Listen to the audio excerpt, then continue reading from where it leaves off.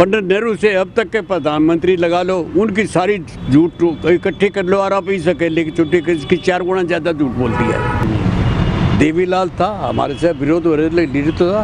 अब ये खट्टर है पट्टड़ है, ये क्या कोई मामला तो नहीं। दूसरी तक आज उचाने हल्का में घुस जाए उसकी पिटाई कर देंगे लोग। ऐसा वही हल्का मामला, ये इश्यूज को डाइवर्ट करने के लिए क्या था ना, लेकिन किसान की भी सियाना है। हरियाणा ने किसान पंजाब का लड़ा नहीं, क्योंकि लड़ाना चाहते थे ना। जी जी। साथियों, स्वागत है आपका नई ताज़ा न्यूज़ में। मैं सय्यम जैन आपका स्वागत करता हूं। आज हम मौजूद हैं पूर्व मंत्री चौधरी कंवल सिंह के निवास स्थान पर। आज हम उनसे बातचीत करेंगे वर्तमान राजनीतिक परिवेश और जो पुरानी राजनीति तो होती थी उसके बारे में, वर्तमान में जो किसान आंदोलन चल रहा है उसके बारे में उनके क्या विचार हैं और राजनीति को लेकर और उनका क्या कहना है, ये आज हम उनसे जानते हैं। तो सबसे पहले चौधरी साहब, आप ये जानना चाहेंगे कि आपने 1996 के बाद मंत्री बनने के बाद 2000 में भी चुनाव लड़ा, 2004 में भी चुनाव लड़ा, लेकिन उसके बाद आपने राजनीति को अलविदा कह दिया। ऐसा किस लिए कहा? ऐसा है जी, जब रेल पटरी से उतर जाए तो बिगड़ जाता काम। हम जिस पार्टी के साथ थे वो पार्टी भंग हो गई, तो फिर हमें कोई कभी इन लोगों की तरफ वर्कर लेके कभी बीजेपी के काम सेट नहीं हो पाया ना। तो इसलिए फिर मेरी अब उम्र भी ऐसी हो गई कि मैंने राजनीति, इलेक्शन की राजनीति से 6-7 साल हो गए, फैसला ले रखा है मैं कोई राजनीति नहीं करूँगा। तो आपका परिवार सैद्धांतिक राजनीति के लिए जाना जाता है, तो क्या आपको लगता है कि आज जो पुरानी राजनीति होती थी और आज के वर्तमान में जो राजनीति होती है वो सैद्धांतिक राजनीति नहीं रही? बहुत फ़र्क है। मैं तो ये सोचता हूँ मैंने ठीक छोड़ दी राजनीति। अब जो प्रेजेंट सेटअप है इसमें तो मैं कहीं फिट हो ही नहीं सकता था। खट्टर जब यहाँ पहली बार मुख्यमंत्री बन के आया तो मेरे साथ चला गया। मैंने देखा सारा माहौल, तो मेरा ड्राइवर मुझको छोड़ के आ गया था गाड़ी, तो वो मिट जाता थी। जो ही खट्टर की गाड़ी रेस्ट हाउस के अंदर घुसी मैं बाहर आ गया और मैंने फैसला लिया, इनका इस डिस्पेंसेशन में कंवल सिंह तेरी जगह नहीं है ही नहीं जिससे। हम तो बंसीलाल भजनलाल जो कैसा भी आदमी था, लीडर तो था। देवीलाल था, हमारे से विरोध हो रहे लीडर तो था। अब ये खट्टर है पट्टड़ है, ये क्या कोई मामला तो नहीं। तो आपको क्या लगता है कि आजकल पार्टियां की नीतियां जो वो ज़्यादा हावी हैं कि एक नेता जो पहले होते थे, कि नेता नाम होता था, नेताओं का नाम होता था? उन दिनों लोग जो जितने भी लीडर बने थे संघर्ष करके बने हुए थे। अब तो खट्टर को बेचारे को मौका लग गया, इसके लोग कांग्रेस से नाराज़ हो गए थे, इसके मोदी के जुमलों में फंस गए लोग और बहुमत दे दिया। उसने उठा के खट्टर और मोदी साइकिल घूमे करे तो रोहतक में, वो उसके को साइकिल वाले दिन याद आ गए, उसने उसको उठा के बना दिया। यही था ना खट्टर रोड क्या है। तो अभी हरियाणा की राजनीति की बात करते हैं तो हरियाणा की राजनीति आया राम गया राम की राजनीति के लिए काफ़ी मशहूर रही है। वर्तमान में भी जो राजनीति चल रही है गठबंधन की राजनीति है। दो पार्टियां जो पहले एक दूसरे के खिलाफ चुनाव लड़ी, आज दोनों गठबंधन में सरकार बनाई हुई है। तो इस बारे में आपका क्या कहना है? आज ऐसा हाल है जी, आज अभी मैंने सुना है कि छात्र गाँव में दुष्यंत का हेलीकॉप्टर बढ़ा था, लोगों ने पाट के फेंक दिया, उतरने नहीं दिया। आपने अम्बाड़ा का हाल देखा ही होगा, वो तो नॉन जाट बेल्ट है। अम्बाड़ा में इसके खट्टर के साथ क्या बनी वो आपने सारा दिखाई है। और आज दुष्यंत के साथ अगर आज उचाने हल्का में घुस जाए उसकी पिटाई कर देंगे लोग। नवजात से लेकर टीनेजर तक की सभी स्वास्थ्य समस्याओं के इलाज के लिए मिलें डॉक्टर प्रियंका इलाहाबादी से। Lotus child care clinic, main market, sector 16-17 Hisar. रोजाना सुबह 10 बजे से शाम 7 बजे तक। तो वर्तमान में जिस तरीके से पहले हरित क्रांति आई थी, किसानों की ज़रूरतों के हिसाब से हरित क्रांति आई, बिल्कुल। उसके बाद अब जो प्रधानमंत्री कह रहे हैं वो ये कह रहे हैं कि किसानों की ज़रूरतों के लिए ही ये 3 कृषि कानून लाए गए। तो इन तीन कृषि कानूनों के बारे में आपकी क्या राय है, क्योंकि आप भी किसान पृष्ठभूमि से रहे हैं? इस देश में कितने प्रधानमंत्री बन लिए? 12 या 15?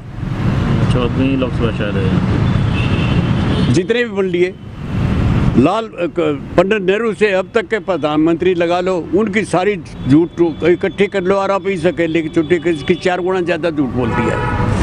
ये सिक्किम के एयरपोर्ट का उद्घाटन करने गया, वहाँ इसने कहा हमने 4 साल में 40 एयरपोर्ट बना दिए, कांग्रेस ने 40 साल में 4 बनाए हैं। प्रेस वालों ने जवाब दे दिया कि तेरे मिनिस्टर कंसर्न मिनिस्टर ने लोकसभा में जवाब दिया है कि 4 साल में हमने 4 एयरपोर्ट बनाए, इनका शिलान्यास मनमोहन की सरकार में हुआ था।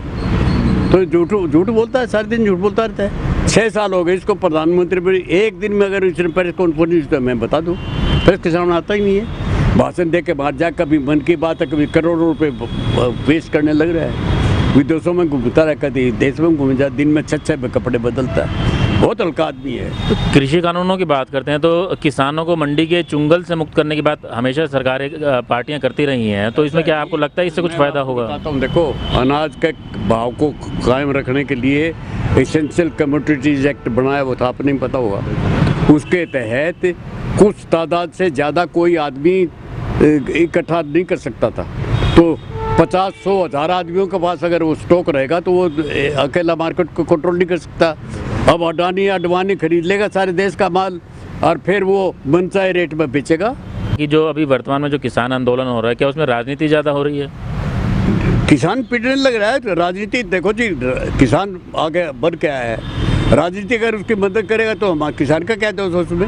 राजनीति तो मैं आपका दुश्मन हूँ और मैं आपसे लड़ रहा हूँ, कोई मेरी मदद करेगा तो आपका दुश्मन होगा, वो मेरी मदद करेगा ही करेगा, क्यों नहीं करेगा? उसमें राजनीति कहाँ आ गई है?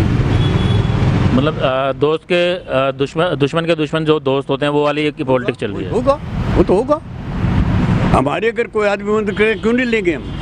आज वीरेंद्र सिंह आया है मदद के लिए, हम चले गए। अगर वो समर्थन में आता तो कमल सिंह थोड़ा जाता वहाँ। तो आपको क्या लगता है कि जो किसानों की स्थिति है वो किस तरीके से सुधर सकती है, अगर ये प्रयास अगर नाकाफ़ी हैं? या तो आप ये कर दें कि चलो हम 2-4 साल 10 साल भी हमें घाटा भुगतेंगे, लेकिन फिर हमारा जितना भी उपज है उस पर कोई कहीं भी भेजे, विदेश भेजने में। अब क्या है, आपका प्याज है, किसान का प्याज महाराष्ट्र में जब आता है तो विदेश एक्सपोर्ट बंद हो जाता है, और जब व्यापारी इकट्ठा कर लेते हैं फिर खोलते हैं, वो महंगा करते हैं। ये नहीं होनी चाहिए ना, कंट्रोल नहीं होगा। अगर आप ओपन को नहीं करना चाहते हो तो ओपन ही कर दो, फिर हम भी करें, सब बिजनेसमैन अपना माल दुनिया में कहीं बेच सकता, हमको बेचने दो, तो हमारा हमको समुद्र में करना पड़े, हम सरकार को उतनी कहेंगे। देखिए जो बासमती राइस है उस पर कोई MSP नहीं है, कोई उसका कंट्रोल नहीं है। मैं आज बासमती में 60,000 रुपये 17,000 रुपये किले तक कमाता हूँ, गेहूँ में 35,000 रुपये आमदनी आती है।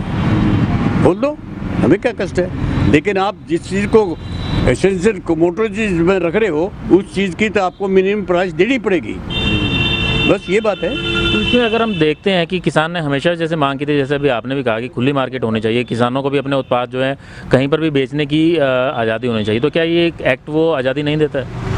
ये एक्ट तो आज़ादी देता है, अब तो देता है, सरप्लस होगा जब देता है ना।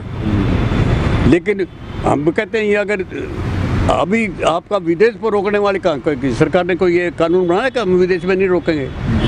बना तो ये मेरी पर्सनल राय है, ये उनकी राय तो नहीं है। उनकी राय क्या होगी, हम तो फैसला तो वही करेंगे जो किसान एकता मोर्चा है वो। हमारे बासमती चावल हम दुनिया में सारे बेचते हैं, बाकी चीज़ें हम बेचने लगे जाएंगे। उस पर सरकार का ना तो MSP एसेंशियल कमोडिटीज एक्ट लगे उस पर, और विदेश पे भेजने पे दुनिया में कहीं भी हम बेचें उस पर कोई कंट्रोल नहीं हुआ तो मंजूर है, मुझे तो मंजूर है। नवजात से लेकर टीनेजर तक की सभी स्वास्थ्य समस्याओं के इलाज के लिए मिलें डॉक्टर प्रियंका इलाहाबादी से। Lotus child care clinic, main market, sector 16-17 Hisar, रोजाना सुबह 10 बजे से शाम 7 बजे तक। तो इतने दिन हो गए हैं काफ़ी किसान आंदोलन को चलते हुए, तो आपको क्या लगता है कि कहीं ये दिशा ना भटक जाए, या इसमें कोई एक समिति बनाई जानी चाहिए जो पूरा इसको हल करे? ये कोशिश यही कर रहे हैं जो पिछले दिनों इनने कराया था SFL का मामला, ये इश्यूज को डाइवर्ट करने के लिए क्या था ना। लेकिन किसान की भी सियाना है, हरियाणा ने किसान पंजाब का लड़ा नहीं, क्योंकि ये लड़ाना चाहते थे ना। तो किसान तो लड़ेगा, ये 1 महीना नहीं चाहिए, 3 साल तक लगा, अगले चुनाव तक भी हम बैठे रहेंगे बॉर्डर पे। चलिए ये तो हुई किसानों की बात। अगर हम राजनीति की बात करते हैं, आप पुराने राजनीतिज्ञ रहे हैं, कुछ युवा भी हैं जो राजनीति में आना चाहते हैं। पिछली जो राजनीति जिस समय में आप रहे हैं, वर्तमान की राजनीति भी आप देख रहे हैं, तो भविष्य के युवा राजनीतिज्ञों को आप क्या सलाह देना चाहेंगे, किस तरीके की राजनीति होगा? आहिस्ता क्या है, मैं समझता हूँ कि देश की अगर स्वच्छता लानी है तो एक तो जो कॉरपोरेट्स का डोनेशन राजनीतिक पार्टियों को मिलता है ना, ये बंद हो। ये किसी वेस्टर्न कंट्रीज में नहीं है आपके। ये आप पता कर लेना। दूसरे, राजनीतिक पार्टी का आय और एक्सपेंडिचर, इसका बाकायदा ऑडिट हो, फोरेंसिक ऑडिट हो, और आरटीआई के नीचे हो। ये आरटीआई के नीचे नहीं है इस वक्त। हाँ, ये होता हिंदुस्तान के आधी भ्रष्टाचार खत्म हो जाएगा। भ्रष्टाचार तो शुरू ही से होता है। तो एसवाईएल का मुद्दा भी, जैसे भी आपने बात की थी कि एसवाईएल के मुद्दे पर किसानों को दो पार्ट करने की बात कोशिश की गई सरकार की तरफ, तो एसवाईएल का मुद्दा आपके समय में भी रहा, मंत्री रहते हुए आपने भी देखा मुद्दा, तो इसका सुलझाएं तो कहाँ आपको सुलझा नजर आता है? बंसी लाल को, भजन लाल को रिमूव करके 1986 में चोई बंसी लाल को भेजा, और चोई बंसी लाल ने ये सर की थी, मेरे को IAS सब बना के दो सेंटर के खर्चे पे। 121 किलोमीटर में से 115 किलोमीटर नहर आज भी तैयार है, और बंसी लाल सारे हरियाणा के किसानों को, यहाँ से मेंबरों को और सरपंचों को लेके गया, मौका जाके दिखाया, और वो 6 किलोमीटर 7 किलोमीटर जो बाकी थी, वो आज तक वो ही पड़ी है। देवीलाल का भी राज चल लिया, बीजेपी को करा लिया, कांग्रेस का भी, दोनों जगह कोई नहीं करना चाहता, कोई सोल्यूशन तो करना ही नहीं चाहती है।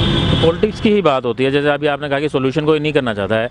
अभी हम राष्ट्रीय पार्टियों की भी बात करते हैं। राष्ट्रीय पार्टी जो होते हैं, नगर निगम के चुनाव में या पंचायती चुनाव में भी बड़े बड़े मंत्री, सेंटर के मंत्री आकर वो प्रचार कर रहे हैं। तो राष्ट्रीय पार्टियां बिल्कुल लोकल स्तर पर आ चुकी हैं, जो एक स्थानीय पार्टी हुआ करती थी। गिरावट आई हुई है। राष्ट्रीय के ज़माने में बाई इलेक्शन में भी प्राइम मिनिस्टर नहीं आता था।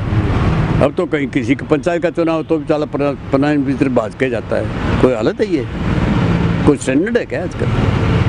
तो किस तरीके से सुधार आपने आपको ये बताना, सबसे पहला सुधार तो ये हो कि कॉर्पोरेट जो भी चंदा है वो चेक के द्वारा आए, पर्सनल चंदा दे। कोई कॉर्पोरेट का चंदा बिल्कुल नहीं मिलना चाहिए किसी कॉर्पोरेट हाउसेज को, बिल्कुल चंदा इजाजत नहीं। आप इंग्लैंड हो, फ्रांस हो, जर्मनी हो, अमेरिका हो, कहीं इजाज़त नहीं है, पता कर लेना। एक और जानना चाहूँगा, जैसे अभी आप चौधरी छोटू राम विचार मंच की तरफ से आप धरने में भी बैठे, पूर्व मंत्री भी आ रहे हैं, वीरेंद्र सिंह जी भी आ रहे हैं, लेकिन उनका लड़का जो MP है, बीजेपी सरकार में ही MP है, और उसके बावजूद दोनों की विचारधारा करना चाहते हैं। देखो जी, वीरेंद्र तो बात आ गया, खुल के आ गया, तो फिर वो उसने तो ये कह दिया था, मैंने अखबार में पढ़ा है कि उसने कह दिया भाई मैं तो किसान के साथ हूँ, अगर पार्टी मेरे को निकाल तो निकाल दे। वो बेटा क्या करेगा क्या नहीं करेगा। मेरे से भी गौरव ने पूछा, तो मैंने कहा भाई मुझे पुरानी बात याद है कि आचार्य कृपलानी सोशलिस्ट थे और सुचिता कृपलानी कांग्रेस की MP मुख्यमंत्री थी, और फिर भी हस्बैंड वाइफ थे। तो मैंने कहा अब अलग अलग विचार है, लड़का क्या करेगा, बाप क्या करे, वो तो अलग बात है। लेकिन वीरेंद्र ने अपना खोल दिया कि मैं किसान के साथ हूँ, मेरे को पार्टी निकाल तो निकाल दे, ये उनका। तो साथियों, आपने देखा कि पूर्व मंत्री चौधरी कंवल सिंह जी ने अपने खुले विचार आपके सामने रखे कि किस तरीके से राजनीति, पहले राजनीति हुआ करती थी, वर्तमान में क्या राजनीति हो रही है, और भविष्य की राजनीति को किस तरीके से सुधारा जा सकता है। मैं संयम जैन, कैमरामैन अशोक के साथ, नई ताज़ा न्यूज़, हिसार। लेटेस्ट वीडियोस के लिए सब्सक्राइब करें हमारा चैनल नई ताज़ा न्यूज़ और दबाएं बेल आइकॉन ताकि आप मिस न करें कोई भी अपडेट।